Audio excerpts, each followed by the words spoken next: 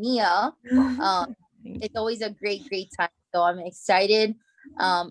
I know Estefania loves to jump in and start, but I always like to introduce her because she is a very important part of what we do. So for those of you who don't know, we call her Nia. Her name is Nia Viso. She is a certified life strategist and speaker. She has been working with women for over 5 years and strategically mentoring them to develop their mindset and skill set to turn their wildest dreams into the new normal. Nia has worked for global corporations like Citibank and organizations like the City of Central Florida in the past. She is now a full-time entrepreneur helping women live life by design through her multiple programs and trainings. So today we're excited to introduce Nia Viso. So thank you. hi Nia, how are you? Thank you, Annalise. You're so sweet. I appreciate it. I was also part of In Touch before, right? And I am now. So it's like so amazing Because to you still be. can get away. I can't get away from In Touch. It's just part of my life. And I love it. And I'm Good. so grateful to be here. It's really been a beautiful 5 years serving women and helping people really change their lives, starting with mine, right? I'm the first student and I study to help you ladies. So I'm very grateful to be here. I will start sharing my screen and get to talking about mind management, which is such an important skill that we all need to develop. And I'll go a little bit into what's going on in today's world. Is anyone, I'm sorry, did you say something, Maddie? Oh, I didn't, but Oh, I'm just gonna check. Everyone's muted. okay. I heard some noise. I wasn't sure if someone was.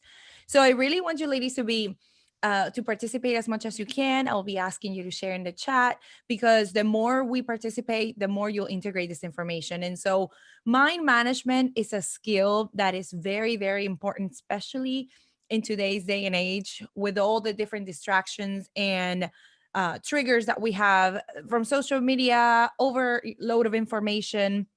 So let's get I'm going to introduce myself a little bit, talk quickly about my background. Annalise already shared, but I really want to give you a picture of what I do, who I am, and then we'll dive into the crisis and how to solve it. And I'll give you some solutions and things you can apply today to start taking command over your mind and manage it so that you can live a beautiful life. Okay. So I'm a master trainer with the Women's School, and I'm the leader of the Women's School en Español, which is our latest division that was released.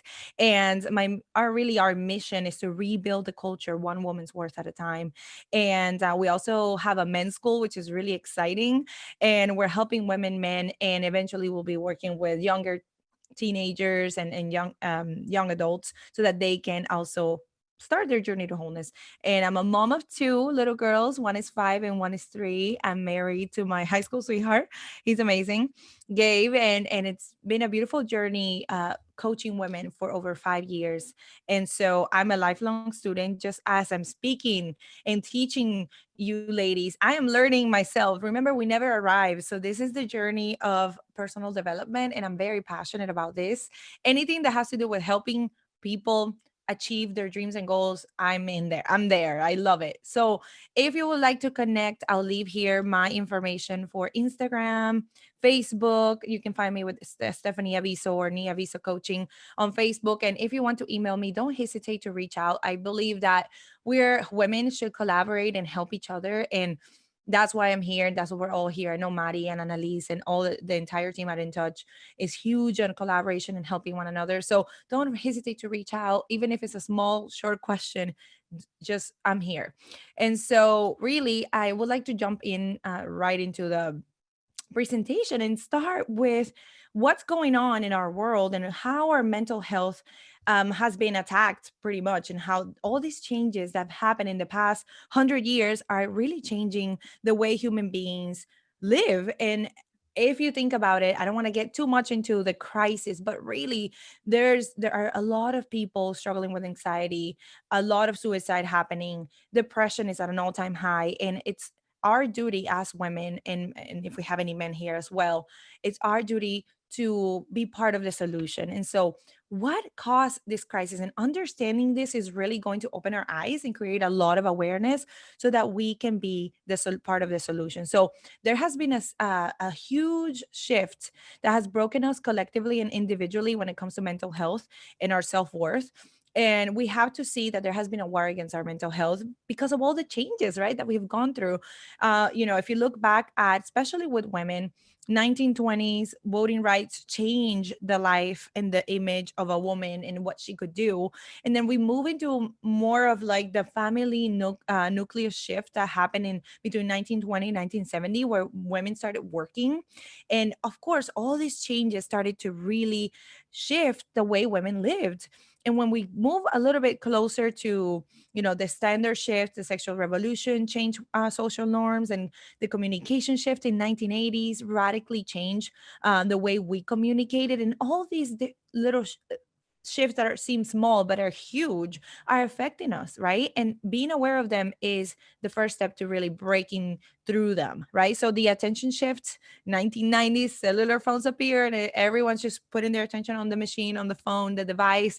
And it's another distraction really that has an effect in our mental health. And now when we see in in 2000, the year 2000, we start seeing social media emerge, mass marketing of our life is just like really creating a perfection shift where perfection is expected, and there's this illusion that everyone's lives is perfect except mine. And this has also had a huge impact in women. And then we look at in 2020 the self-image crisis, which shift, which is, still includes social media. There are multi-generational self-image crisis that we need to solve. And then there's also women are finding themselves to be in a mental prison because the expectations for us are huge, but the tools that we have to really manage our minds are not there, right? Or they are, but they're in pieces, and we don't have a clear guide that we can follow to actually transform our minds and our mental health. So today I want to give you some of what has worked for me and my students so that you can go ahead and learn and apply those things and use it for your future to really shift and change the course of your future. And so we are now really, I believe, ready.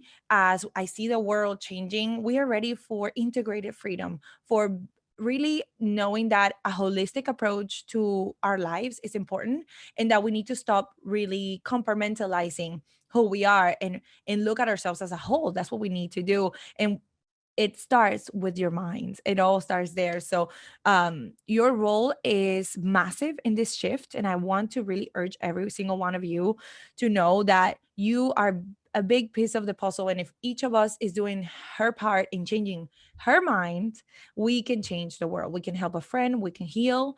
I'm sure many of us have gone through different situations, circumstances, and even maybe situ- uh, conditions with our mental health, because it's so prominent today, that if you heal and you share your testimony and you share the things that work for you, you can help other women. So that's my wish for today, that what you take, you can share and it can help you. So as a result of this shift, what's happened?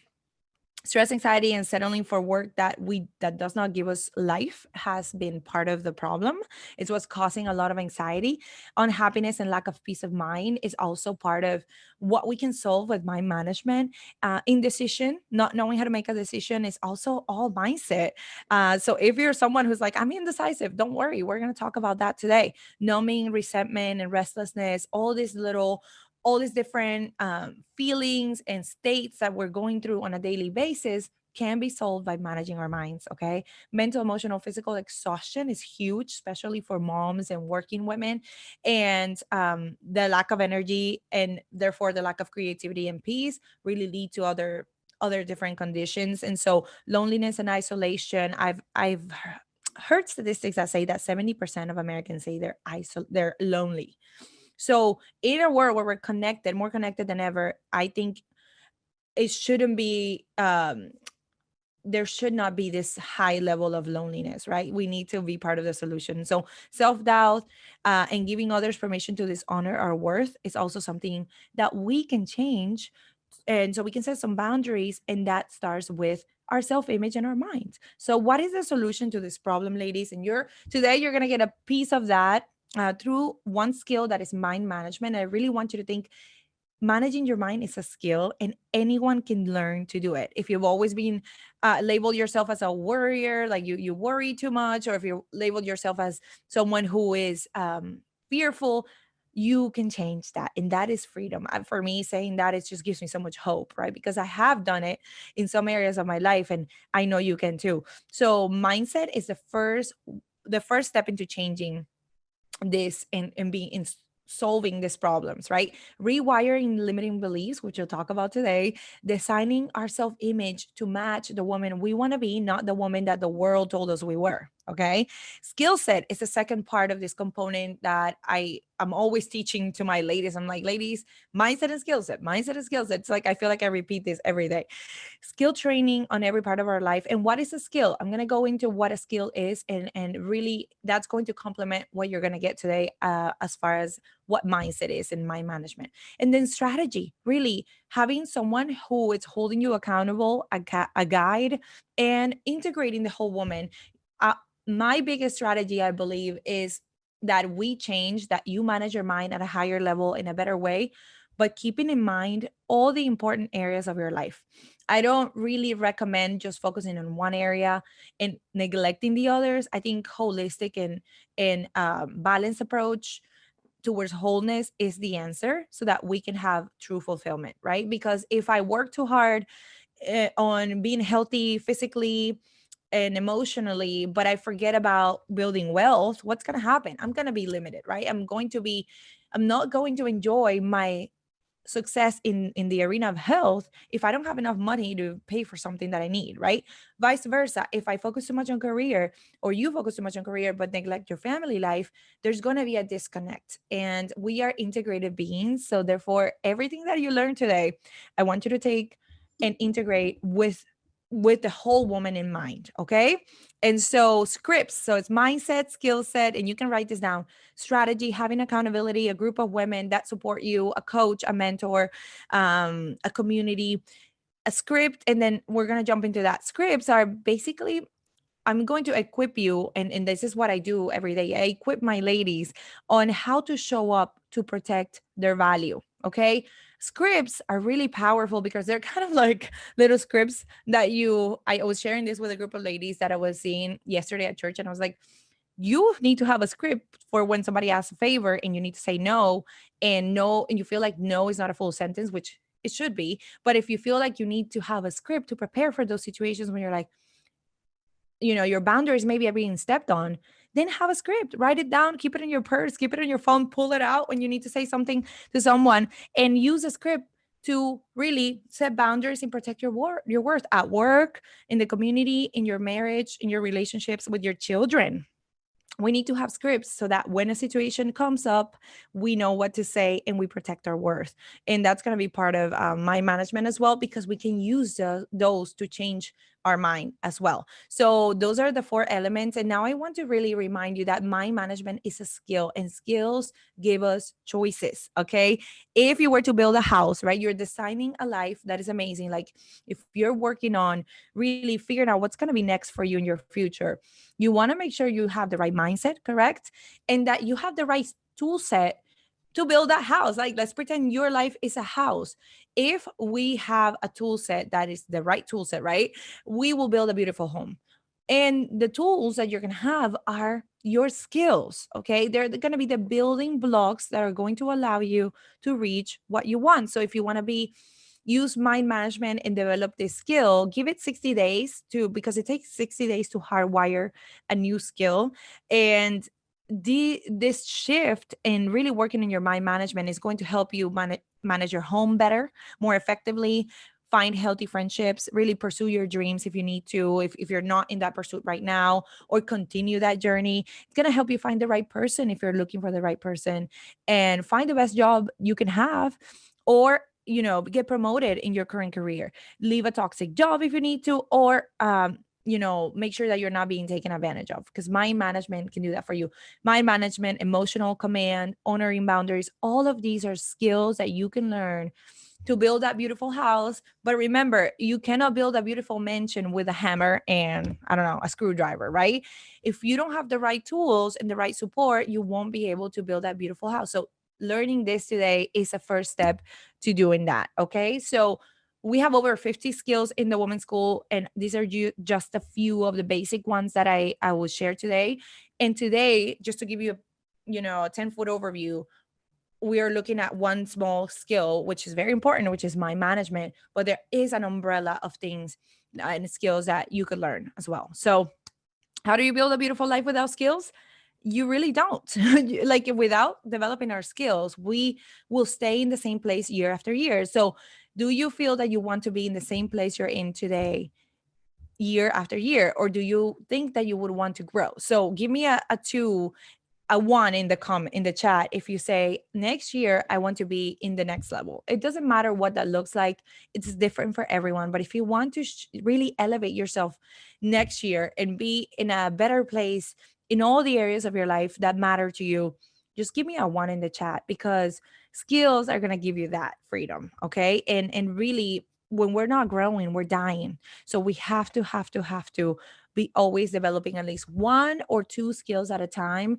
And I only say one or two, maximum one, because when you try to build too many new habits or new skills at once, what happens? Quality decreases and quantity go, and you might have more quantity, but your quality and the quality of the integration in your subconscious is going to be lower. So we want to make sure you're working on one skill, and mind management is a great skill to work on.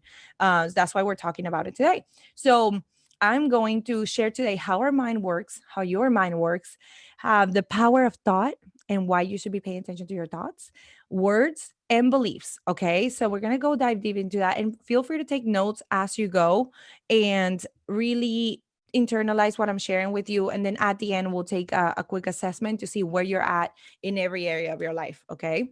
And so, how did you practically learn to manage your mind? Like, how did that happen in a way that you probably didn't even notice? Well, was it your parents? Was it school? Was it friendships, media, the environment, your church community, your neighborhood?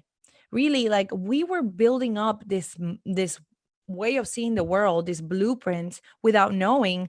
And it all happened because we it was just subconscious. It wasn't autopilot, right? It was the way we learn. But today we get to look back and evaluate, like, what of this, what beliefs, thoughts, and ideas do I want to keep, and which ones do I want to change? Okay. So today I want to give you permission, right? I want to give you a permission slip to say, hey, you know, evaluate who taught me how to manage my mind. And if no one taught me, no one taught you, you have the choice to change that. The use of words, your command over your emotions, protecting your thoughts, the way you shape your beliefs.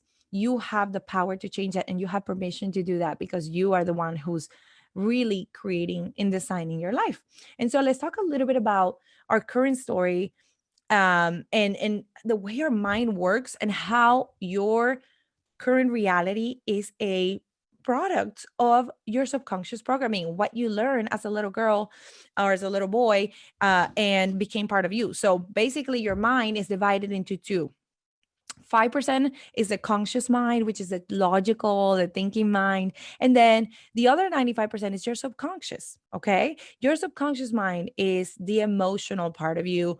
It's kind of like the software where you put all the coding for the computer of your virtual computer, which is your brain, which runs every habit. It's like how you brush your teeth, which hand you use, which side of the bed you get up from, how you drive, how you write. All of that is written in your 95% in the 95% of your brain, which is a part of the brain that most people don't see. It's like a glacier, basically like an iceberg, where you see only a small fraction of it, but the biggest part and the most important piece of ice is under the surface. Same thing happens with your subconscious mind. So we have to be very aware of that. In order to really create lasting change, we have to do it at a deep level instead of just in the surface. Okay. So words, your experience, the memories that you have, the environment shaped who you are. Okay, through your senses, you were experimenting the world, and the way you think today is a result of what you experience. So maybe in your if your family was joyful, you are maybe a joyful person, and you learn that by just really absorbing that from your parents and caregivers. But maybe if you had a family who was always a family member or a caregiver that was always stressed, you probably wire stress into your life without knowing it, and it's part of your subconscious. And sometimes you wonder, why am I so stressed? Why is this happening? And it's really something you copied. I found that I had wired kind of like anxiety or tension or pressure to perform from my dad, because I would see him working so hard, and I kind of copied that subconsciously, unconsciously. And I would wake up some days when I was in college, and I was already waking up and already stressed out about the day. I had so many things to do. And don't get me wrong, I was enjoying my college life, but I could have enjoyed more if I had been aware, right, of this automatic wiring that I had, that I had to be stressed out in the morning. And maybe you have some wirings that you have that are really not helping you enjoy life as much as you could. And this is the time to really face those and know that we can reprogram. So maybe if you had friends that were critical, you became that very much like them, or vice versa. If you were accepting, if you have friends that were accepting, that were kind, then you are a kind person. We were always absorbing. So again, in the home, if your worth was conditioned and your parents only gave you attention when you were doing well in school, you probably have a lot of that as well. And so we have to evaluate in order to change, and that's what we're doing. So if anything comes to mind, write it down, share in the chat, and let me know. And really, I want to dive a little deeper, not too long, in why it's so important that we know how the mind operates, so we can change, so we can really grow. So basically, when we look at the subconscious mind, which is the emotional mind that works in feelings, that must accept all the information impressed upon it through repetition and emotion, we see a hope, because we know that if we impress a new self image into our subconscious through meditation, visualization, which is used by Olympic athletes, and science has proven over and over again that works. My life has proved that it works.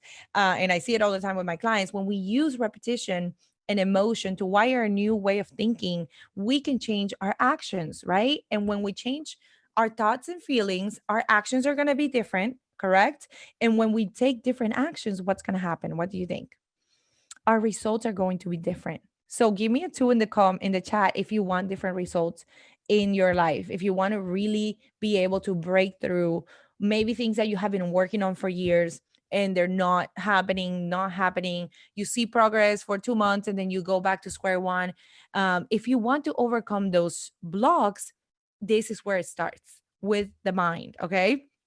So now doing our part, doing is part of our personality. So really, if we change your personality, your self-image, what you do is going to change as well. So remember that our subconscious mind is controlling our actions. It's controlling how we speak, how we show up. It really is what controls our behavior. So we're going to dive deeper into that. So our subconscious mind is also shaping our self-worth. It's shaping your family life. It's shaping the friends that you have and the communities that you are part of. So if they told you you're a melancholy sanguine, like this temperaments, and you got that label and plastered it on yourself, and you said, oh, I'm a melancholic, this is why it's always happening. You justify certain behaviors based on that label. And if they're blocking you, if they're limiting you, we need to get rid of them, right? Or beliefs like money's hard to make. How many of you have heard that? You have to. I used to hear my parents say, and I love them to death, but of course, that's something that maybe they learn from family and other generations. Oh, you have to work so hard for your money. Have you heard that one? You have to, I don't know, Hispanic families are like that. You have to work hard. You have to go and so I developed that. I used to think, when I was doing the work that I loved, when I started coaching, I was like, I felt guilty for doing work that I liked and getting paid well, because I didn't feel like I was working hard. And so there was a disconnect in my mind where I couldn't enjoy my reality because I had a belief that was conflicting with what I wanted. So sometimes we want to make more money, but if maybe we heard when we were younger, all rich people are bad, or rich people, more money, more problems, and all these things, there's going to be a conflict, and that's going to block our ability to grow. And this is only in the money, in the arena of wealth, but there are many other arenas that are affected by our beliefs.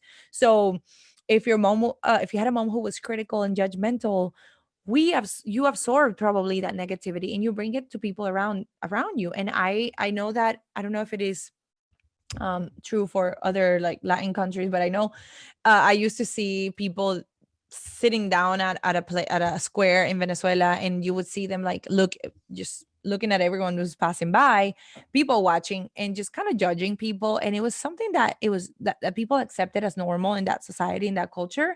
And I realized this is terrible. People just do it and they don't realize what they're doing, because it's just what everyone does. It's just a collective belief, a collective behavior, and we need to stop that, right? Gossiping. Maybe if your parents watched a lot of TV when you were young, you adopted that behavior, and nowadays watching TV is not really getting you to your goals, and you're like, I really need to stop that and go read a book, or watch something that could teach me a new skill. So all of these things are beliefs, patterns, behaviors that we were picking up, and they're shaping our life. And so another one is proving that you were the star player, so your parents could like give you attention, or your teachers could and coaches could give you attention. These are all behaviors that we developed without knowing, that are today running our lives. So the mind is really a powerful force that shapes our perception of the world, the people, and ourselves. Our mind is the commander. So whatever is written in that subconscious mind of ours, it's going to run our day. Basically, we don't have to think about what hand do I use to brush my teeth, because it's already programmed. The brain is going to find a way to reduce the use of energy to the minimum so that it can survive. So it's our job to really start noticing and becoming aware of what behaviors are holding me back, so I can change. And so it really is important to remember that we we have the answer to this, like for whatever limiting belief is happening, whatever limitations you're facing right now, and you can change. And I will share something that really changed my life when I heard this. I don't know if any of you have read The Placebo Effect. It's I think the name of the book is You Are the Placebo by Dr. Joe Dispenza. If you have, share in the comments and let me know. And if you know who Dr. Joe Dispenza is, also let me know, because he's been a great contributor to this. So I love, love, love knowing this. So the placebo effect is basically when scientists use a sugar pill to replace an actual medication, and they have probably what they do is usually they have two groups. One group is a control group, the other group is the regular group.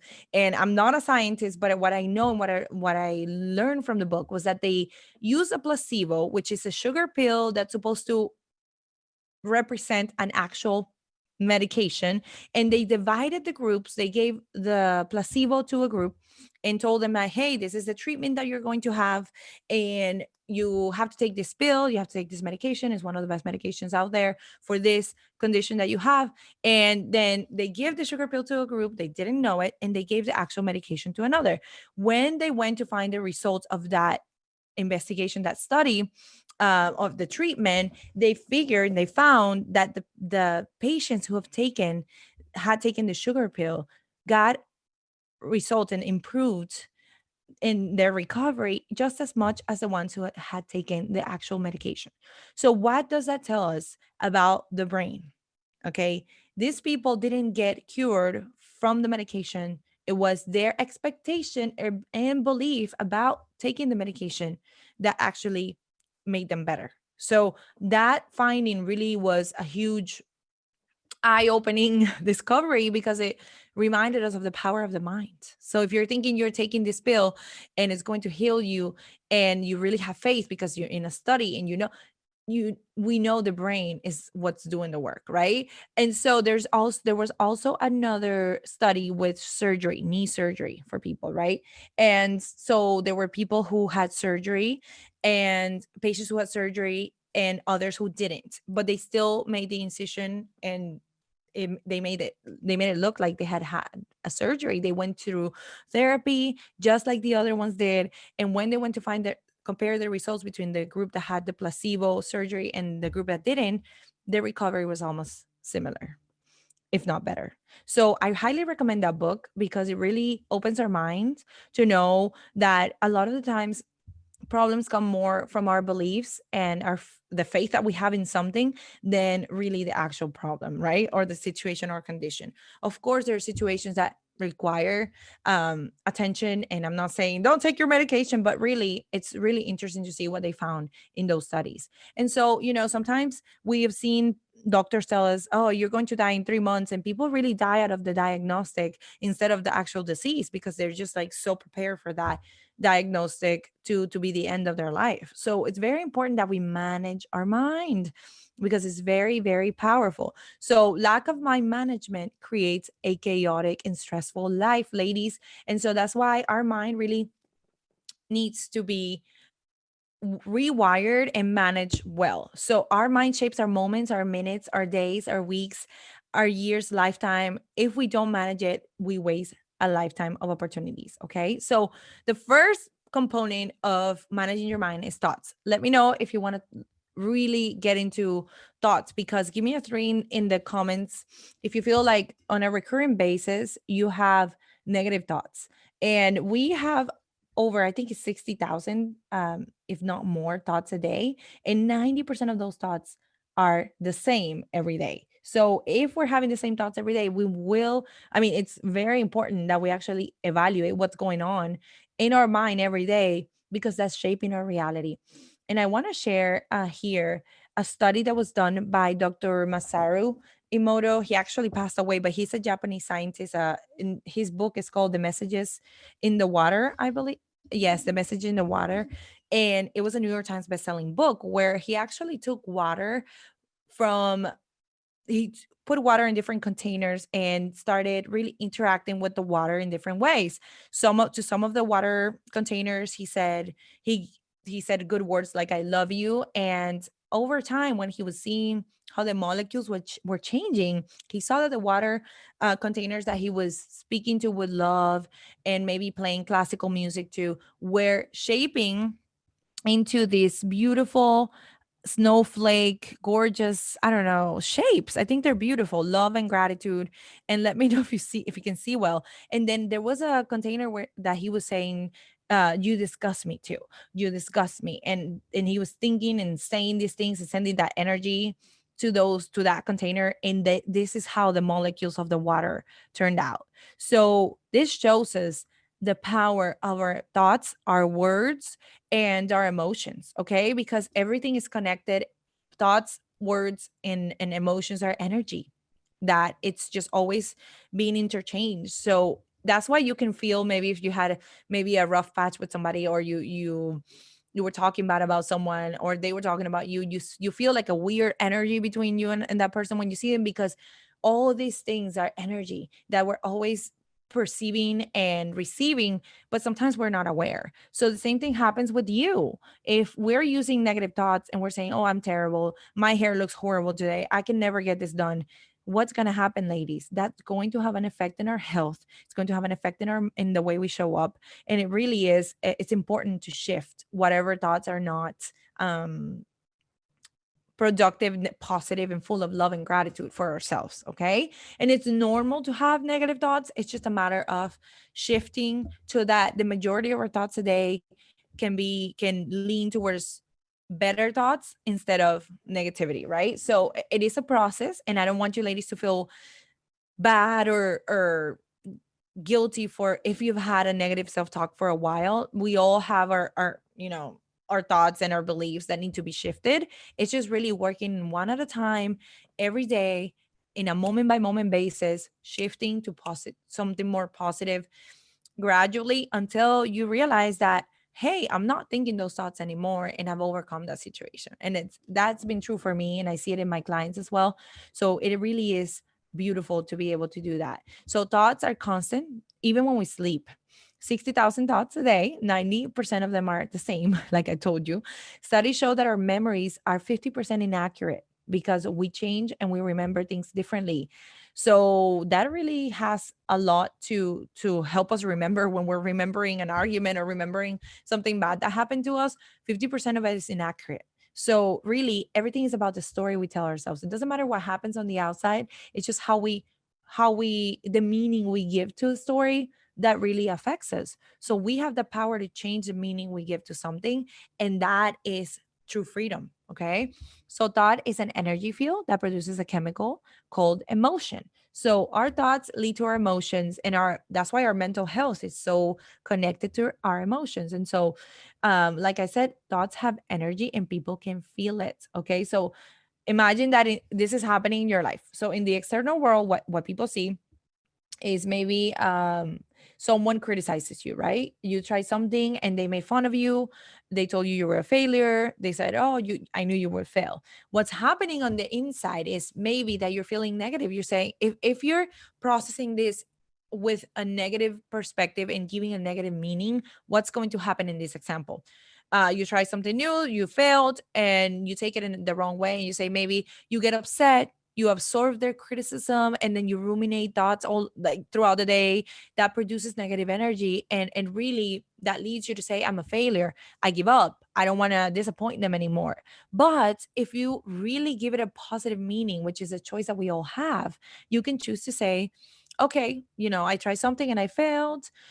What I'm going to look at it in a positive way, and I'm going to say, well, I'm upset. That's okay. I yeah, I can acknowledge that I'm upset. I recognize that. And then tell yourself, that's not you. I mean, it was just something you did. Doesn't have to do anything with you being a failure.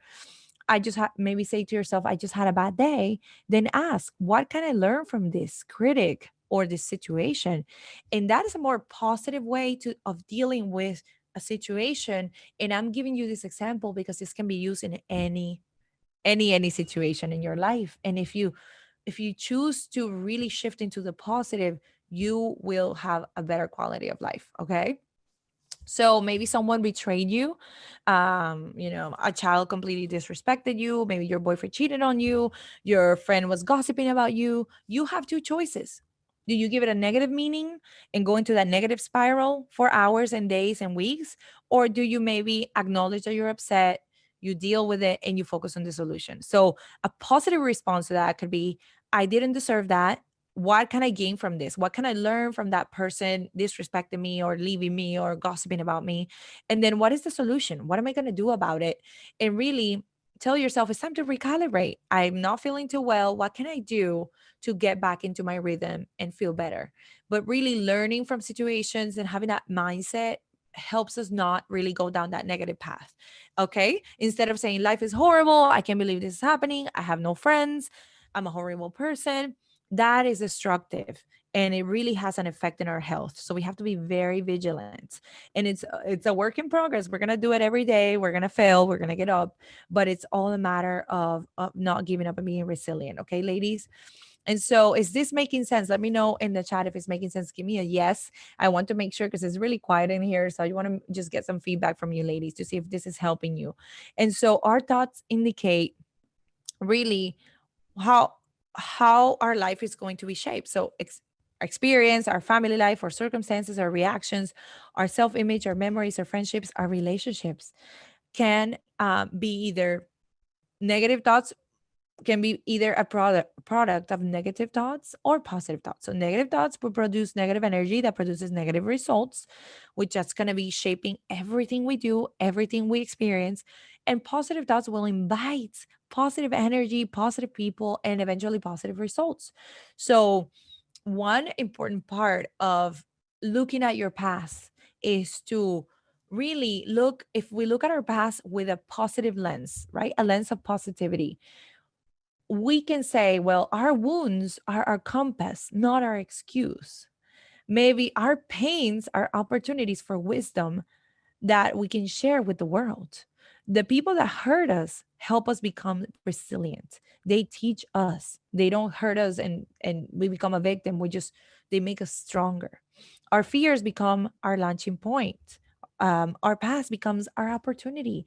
And so that's a beautiful way to see our wounds in our past, instead of maybe saying from a negative perspective, a negative, a wound is my excuse to be a victim, or because I suffered this and that, today I'm a failure, or maybe it becomes our self-talk and defines our self-image. Maybe a trauma that we lived has defined our self-image, and it doesn't have to, right? We need to go find the help we need, and really shift. Becomes, maybe something negative that happened becomes our very stumbling block instead of being our launching pad, right? Our um what gives us strength. And so sometimes we go through different things and we just create a whole story around it, like I'm just not a good speaker because I did really bad that one day, or I'm a terrible salesperson. I'm not good at sales. And we just continue with that little story that is shaping our lives, and your story is what shapes your life. So we have to change the story so our life can change. If we want to change our results, we need to first change our thoughts. Remember, ladies, the thoughts you focus on will expand. So focus on what you want, not what you don't want. Okay, there's a typo here. No, focus on what you want, not what you want. Not Don't focus on what you don't want to happen, because everything you focus on in the screen of your brain will expand. So we need to be very aware. What am I focusing on? Am I being vigilant about what I'm allowing into my mind, what I'm allowing myself to ruminate? Am I thinking about something that can go wrong at work, or an accident, or something bad happening to me, or someone not liking me? Or am I focusing on the possibilities and the good? Okay. So our inner world will determine our outer world. We create our external reality by our perceptions. Has it happened to you that maybe you were in love or something really good had happened in your life, and a situation that would have thrown you off didn't throw you off because you were so happy, right? Has that happened to you? And if yes, notice how the state of mind you were in was what shaped your reaction to that circumstance. It wasn't the thing that didn't bother you anymore. It was just that you were so happy that you didn't mind. But if you had been mad or frustrated, maybe an external situation would have like really thrown you off. So it's really how we see the world that shapes our quality of life and how we choose to see it, right? So I remember that when my youngest daughter, well, both of my daughters, I was very aware of how I reacted when I dropped something, because I noticed that as I grew up, I would see people around me when they dropped something, an ice cream or a tray or a plate of food, they would say, oh my god, this is so bad, I'm so dumb, and using these terrible words against themselves because you dropped something. And I said, you know what? I don't want my daughters to learn that and copy that. So every time I drop something, I would say, whoops, that's okay. It's all good. I'm gonna pick it up. And I tried to control my reaction because I knew they were watching me and they were absorbing everything. So I remember one day that my daughter dropped something, or I dropped something, I don't remember. And Victoria was like, it's okay, mom. Don't worry. We'll clean it up. And I really, when I saw her say that, I said, wow, this is such a blessing. Like I get to see how what I did is shaping her and is shaping the way she reacts to these situations that for someone could be very negative response. And I used to be that person. I used to be like, oh, I'm so dumb. How did I drop this? And really, it changes it. Our personal development, ladies, not only changes us, it changes the generations to come. So doing this work is so important. And today we're talking about just a small part of the puzzle, but going all in your personal development and changing the way you think, the way you show up, will have an impact in your children. If you don't have children, it will have an impact in your families and the generations to come. So it's so important. So your thoughts. So I'm going to give you a little bit of how it works so that you have an idea and you can always be aware. So a thought comes up. Maybe you say, oh, I'm remembering when my friend betrayed me. An emotion is triggered, right? I'm annoyed, I'm frustrated. Then a chemical reaction is going to happen in your body. There's going to be stress. Cortisol is going to rise up. In the long term, high levels of cortisol are really bad for us, and so your body is going to go into this chemical reaction. You will have no energy, and then you're going to have more thoughts of, oh, I feel terrible. Then you're going to behave from that. Oh, maybe I'm going to grab a jug of ice cream, or I'm going to go do something that's to cope with these feelings and these thoughts. And that behavior, if it's not healthy, and really I don't think anything healthy, if we're not trained, we don't manage our mind right, we can go into really negative behavior. And that those behaviors compounded over time make up the story of our lives. Okay. The life you're living now is a result of the thoughts, emotions, chemical reactions, and thoughts and behaviors that you had a year ago or 30 years ago or 5 years ago. So if we want to change the future, we have to start today because the life that we're going to have in the future is going to be better, right? With this knowledge, it's going to be better. So we need to start changing the way we think so that we can have different results in the future. Okay. Super important. So we need to change our thoughts from negative to positive in order to create a beautiful life, rewire through repetition. So, ladies, we rewire through repetition. We have to continuously repeat. I don't know if you've seen, and I realized this with my daughters again, that sometimes I would say something, oh, please say excuse me. And then my little one still didn't know. And she would not say it. And she would just like push somebody around, like out, or just like gently move them. She wasn't doing anything bad, but I noticed that after I repeated the directions and told her, say, excuse me, maybe a couple times or 3 times, then she picked it up. The same thing happens with us. We have to repeat a behavior enough times. It usually takes about 60 days to hardwire a new way of being and living. And so don't be afraid to try and fail, thinking differently, interpreting the situation differently because it does take repetition. But if you stick with it, you can change the way you think. And we have a beautiful skill formula that we teach in the women's school, which I don't think we have time to go over today. But if you have questions, feel free to ask. So, managing our thoughts is really, really important. Not making a big deal, just really not making things a big deal and really putting them in perspective really helps.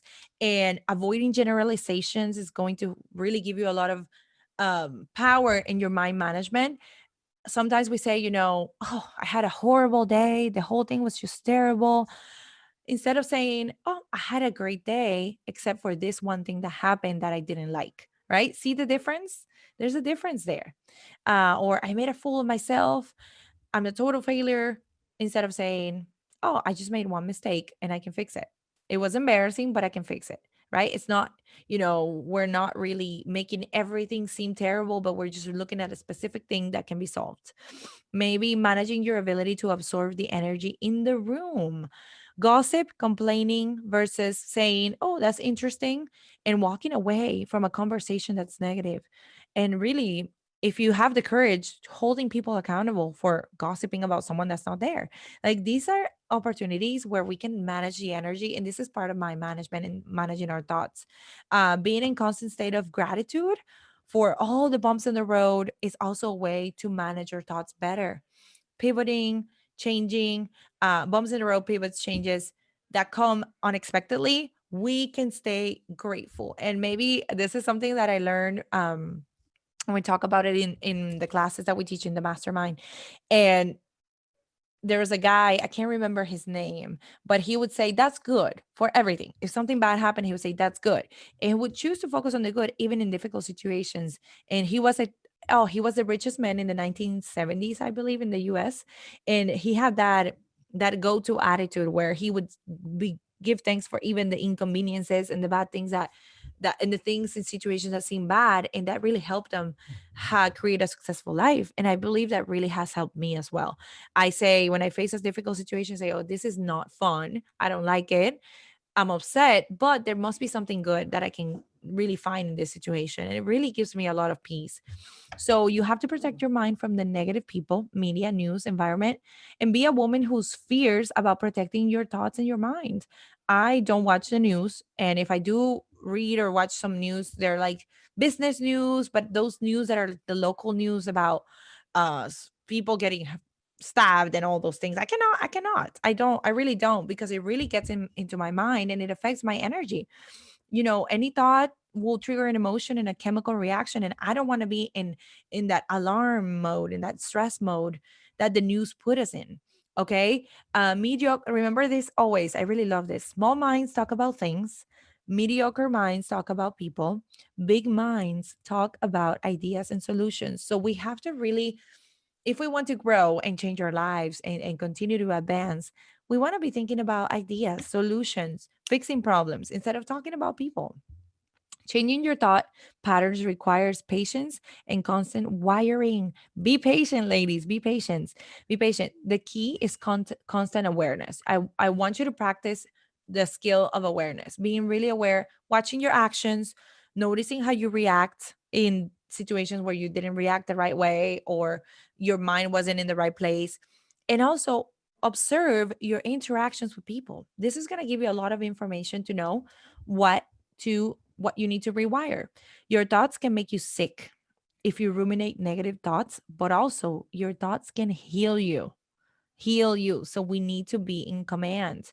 Focus on what is possible and not what is impossible. Change your language and make the impossible possible. How can we make this work instead of saying, oh, this is never going to work? There is a solution. I'm going to figure it out. What is the benefit of here? What can I learn? Instead of saying, oh, I always make mistakes. Does this help you, ladies? I think really this for me has been life changing. And so I want to do an assessment before we go and really ask you to look at this, maybe take a picture, take a screenshot, and go through this assessment. In the women's school, we do assessments for everything. We love to know where women are when they begin the journey to wholeness so that they can see the progress. And if we don't measure something, we cannot manage it. So if you want to do this assessment, this is part of the formula to learn any skill is awareness, then assessing where you are so that you can know where you're going and measure, right? And creating a vision. Okay, so take a picture of this. If you can do it in your own time, I don't think we have that much time left, but if you can do it in your own time, please do it. Or if you want it, I email me and I can send it to you. And I also have some worksheets that you can do. But one thing that I want you to do, I'm giving you homework because I believe that really watching this workshop today is the first step. But the true change in your life is going to come from integrating what we're talking about today. And this is going to help you integrate. I give homework in the Art of Being a Woman masterclass to my students, in my groups, in my one-on-one private coaching and strategy. I give them homework because sometimes we consume a lot of information, podcasts, YouTube, but we don't integrate enough to change our lives. If you do this one thing and take out thought inventory, you will be at least 1 or 5% better than you were today. And that's my goal. And if you really want to go all in and really change your life and transform, and you want a clear guide, you can always ask me. But really, this is one step closer to really managing your mind. So I want you to practice every day when you wake up. What are your negative thoughts? Write them down if you can. Then think about a thought that can replace that one, and then move it into a positive thought that you can adopt. In the morning, when you wake up, in mid-afternoon, in the evening, before going to bed, notice what are your negative thoughts and create a replacement so that you can actually start thinking differently. I have a few examples for you here that we use in the women's school. These are our scripts. I am a woman of solution.